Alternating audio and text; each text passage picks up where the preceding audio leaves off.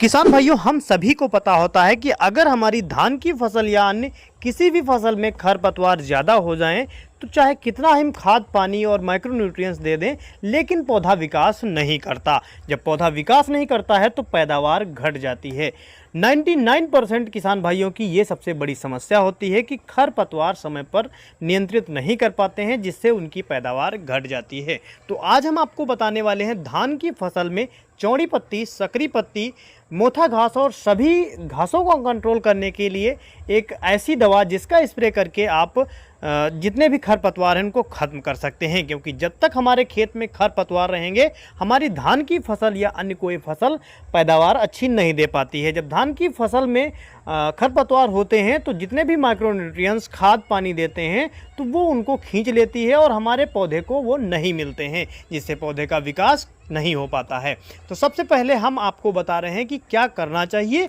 सबसे पहले हो सके तो आप कम से कम अगर खरपतवार हैं तो निराई गुड़ाई करना सबसे बेहतर विकल्प माना जाता है। निराई गुड़ाई से आपको ज़्यादा फायदे मिलते हैं, आपके पौधे की जड़ों में ऑक्सीजन भी पहुंच जाती है और निराई गुड़ाई करने से आपकी मिट्टी भी उपजाऊ बनी रहती है। क्योंकि जब आप कोई खरपतवार नाशी आते हैं तो थोड़ा सा झटका हमारे पौधे को लगने की भी संभावना रहती है, लेकिन ये जो दवा है ये हमारे पौधे को कोई झटका नहीं पहुंचाती है, कोई खतरा नहीं रहता है। जितने खरपतवार हैं बिल्कुल खत्म हो जाते हैं। सबसे पहले आपको लेना है मेटसल्फ्यूरान मिथाइल 10%, वो आपको रखनी है 8 से 16 ग्राम। इसमें आपको मेटसल्फ्यूरान मिथाइल भी मिल जाएगा और साथ में आपको क्लोराम्यूरान एथाइल 10% WP जो आता है उसको। अगर एक प्रोडक्ट की बात करें तो पिमिक्स नाम से एक प्रोडक्ट आता है जिसको 8 से 16 ग्राम 1 एकड़ के हिसाब से प्रयोग में लाया जाता है। साथ में आपको मिलाना है बिस्पायरिबैक सोडियम 10% SC फार्म में जो आता है टेक्निकल, इसको।